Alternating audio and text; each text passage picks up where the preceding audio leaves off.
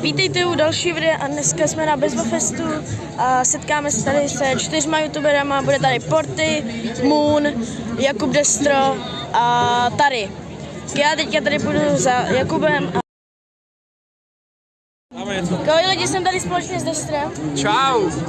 A tady ti chci dát kartičku na můj YouTube kanál, kde bych se chtěl podívat.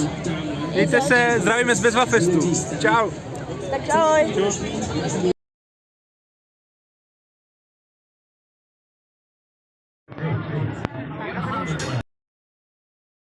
Jsem tady s Portem.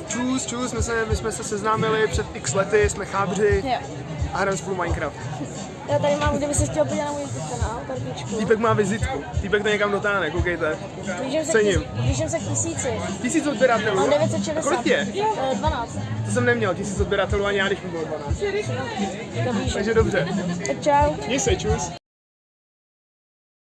Jsem tady s Tarym. Ahoj, tady, kámo. Tak tady máš kartička, kdyby se chtěl podívat na můj YouTube kanál. Tady prosím. Tady máš podpis? Děkuju. 10, 8, 6, 4, 1, barvy do vzduchu.